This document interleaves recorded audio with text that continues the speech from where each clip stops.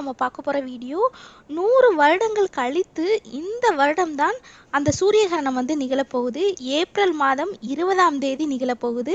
எந்த நேரத்தில் நிகழப்போகுது, கர்ப்பிணிகள் எப்படி இருக்கணும், பெரியவர்கள் எப்படி இருக்கணும், குழந்தைங்க எப்படி இருக்கணும், டைரெக்டாக நம்ம அந்த சூரிய வெளிச்சத்தை நம்ம பார்க்கலாமா, கிரகணம் அன்னைக்கு என்ன செய்யணும் என்ன செய்யக்கூடாது, அதை பற்றி தான் இந்த வீடியோவில் நம்ம பார்க்க போகிறோம். வீடியோவை ஸ்கிப் பண்ணாமல் முழுசாக பாருங்கள். அப்போ தான் உங்களால் எல்லாத்தையும் தெரிஞ்சுக்க முடியும். நம்மளோட சேனலை முதல் முறையாக பார்க்குறவங்களா இருந்தீங்கன்னா சப்ஸ்கிரைப் பண்ணிட்டு பாருங்கள். அப்போ தான் நான் போடுற யூஸ்ஃபுல்லான வீடியோ உங்களுக்கு நோட்டிஃபிகேஷனாக வரும்.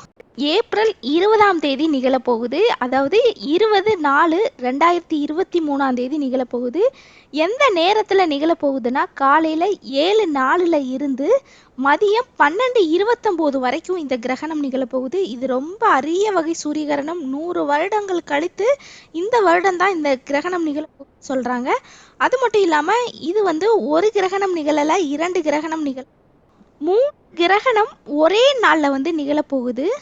3 கிரகணம் ஒரே நேரத்துல நிகழ்றதுனால இத கலப்பு கிரகணம்னு சொல்றாங்க, நிலாங்கோ சூரிய கிரகணம்னு சொல்றாங்க, ஹைபிரிட் சூரிய கிரகணம்னு சொல்றாங்க. இது 100 வருடங்கள் கழித்து இந்த வருடம் தான் அந்த கிரகணம் வந்து இதே மாதிரி நடக்குது.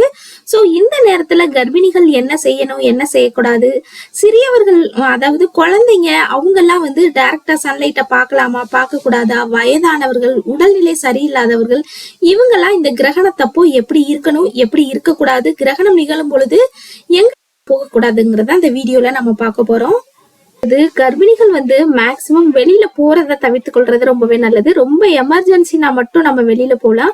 கிரகணம் நிகழும் அந்த நேரத்துல வந்து கையில தர்பைப்புல் வந்து வச்சுக்கலாம். இந்த தர்பைப்புல் வந்து எதுக்கு யூஸ் ஆகும்னா நம்மளை சுத்தி எந்த நெகட்டிவ் எனர்ஜியும் வராமல் பாதுகாக்கிறதுக்கு இது ரொம்பவே ஹெல்ப் பண்ணும். அது மட்டும் இல்லாம நிறைய குழந்தைங்க, வயது உடம்பு சரியில்லாதவங்க அவங்க எல்லாம் வந்து இந்த கிரகணம் நிகழும் பொழுது வெளியில போறதை கூட தவிர்த்து கொள்ளலாம். ஏன்னா நம்ம டைரக்டா அதுக்கு ஏற்ற கண்ணாடிகளை யூஸ் பண்ணி தான் நம்ம அந்த சன்லைட் வெளிச்சத்தை நம்ம பார்க்கணும். அதனாலதான் வந்து கர்ப்பிணிகளா இருக்கட்டும், குழந்தைங்களா இருக்கட்டும், வயதானவர்களா இருக்கட்டும், உடல்நிலை சரியில்லாதவர்களா இருக்கட்டும், அவங்க எல்லாம் வந்து வெளியில வந்து அந்த கிரகணம் நிகழும் பொழுது போறதை வந்து தவிர்த்து கொள்றது ரொம்பவே நல்லதுன்னு சொல்லுவாங்க. இந்த கிரகணம் நிகழும் பொழுது கர்ப்பிணிகள் ஹாஸ்பிட்டல் போகலாமா, ரொம்ப லாங் ட்ராவல் பண்ணலாமா, வெளியில் போகலாமா, அப்போ கிரகணம் நிகழும் பொழுது என்ன பண்ணலாம், தண்ணீர் குடிக்கலாமா, சாப்பிட்லாமா, இந்த மாதிரி நிறைய கேள்விகள் இருக்கும். நார்மலாகவே கிரகணம் நிகழும் பொழுது கர்ப்பிணிகள் தாராளமாக சாப்பிடலாம், தண்ணீர் குடிக்கலாம், தூங்கலாம். ஆனால் ரொம்ப அசைவ உணவுகளை அதிக அளவு எடுத்துக்க கொள்ளக்கூடாது. அன்று மட்டும் சைவ உணவுகளை எடுத்துக்கொள்ளலாம். அதே மாதிரி பழைய உணவுகளை வந்து நம்ம அது ஏன்னா நார்மலாகவே கிரகணம் நிகழும் அன்னைக்கு வந்து அதிகமான செரிமான பிரச்சனைகள் வந்து ரொம்ப அதிகமாக இருக்கும். அதனால தான் வந்து கிரகணம் நிகழும் பொழுது வந்து ரொம்ப அதிகமான அசைவ உணவையும் பழைய உணவுகளையும் எடுத்துக்கொள்ளக்கூடாதுன்னு சொல்லுவாங்க. கர்ப்பிணிகள் வந்து தூங்கலாம், சாப்பிடலாம், தண்ணீர் குடிக்கலாம், கையில் வந்து தர்பைப்புல் வந்து வச்சுக்கலாம். அது மட்டும் இல்லாமல் அது கிடைக்காதவங்க வந்து துளசி யூஸ் பண்ணலாம், அருகம்புல் யூஸ் பண்ணலாம், அல்லது வேப்பிலை கூட நம்ம வச்சுக்கலாம். குழந்தைங்களையும் ரொம்ப வயதானவங்களையும் அல்லது உடம்பு சரியில்லாதவங்களை வந்து நம்ம அந்த டைரெக்டாக அந்த சன்லைட்டை வந்து நம்ம பார்க்கக்கூடாதுன்னு சொல்லுவோம். கர்ப்பிணிகள் ரொம்ப நார்மலாகவே கர்ப்பிணிகளை வந்து லாங் ட்ராவல் பண்ணக்கூடாதுன்னு தான் சொல்லுவாங்க. அதே மாதிரி ஸ்கேன் வந்து அன்றைக்கி பார்க்கலாமா, கண்டிப்பாக பார்க்கலாம், ஹாஸ்பிட்டல் போகலாம். அதே மாதிரி அன்றைக்கி குழந்தை வந்து பிறக்கலாம், எந்த ப்ராப்ளமும் கிடையாது. அன்றைக்கி ஃபங்க்ஷன் வச்சுருந்தா கூட எந்த ப்ராப்ளமும் கிடையாது.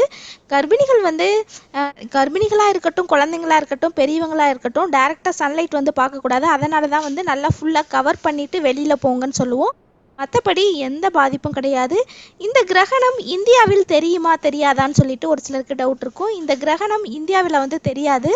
ஆனால் இந்த நார்மலாக ஒரு கிரகணம் நிகழும் பொழுது இந்தியாவில் தெரியாதுன்னு சொன்னாங்க. ஆனால் இந்த நேரத்தில் வந்து நம்மளுக்கு 3 கிரகணம் வந்து நிகழப்போகுது.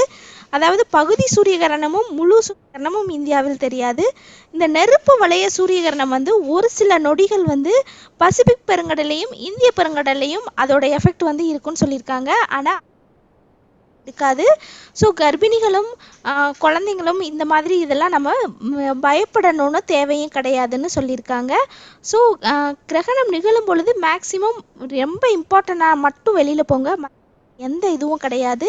ரொம்ப நீங்கள் நார்மலாக கேஷுவலாகவே இருக்கலாம், சாப்பிடலாம், தண்ணீர் குடிக்கலாம், தூங்கலாம், டிவி பார்க்கலாம், நிறைய புக்கு ரீட் பண்ணலாம். இப்படி பண்ணும்பொழுது உங்களுக்கு இன்னுமே ரொம்பவே ரிலாக்ஸாக இருக்கும். ஓகே ஃப்ரெண்ட்ஸ், இந்த வீடியோ உங்களுக்கு ரொம்பவே யூஸ்ஃபுல்லாக நினைக்கிறேன். இந்த வீடியோ பிடிச்சிருந்ததுன்னா லைக் பண்ணுங்கள், ஷேர் பண்ணுங்கள், கமெண்ட் பண்ணுங்கள், மறக்காமல் சப்ஸ்கிரைப் பண்ணிவிடுங்க.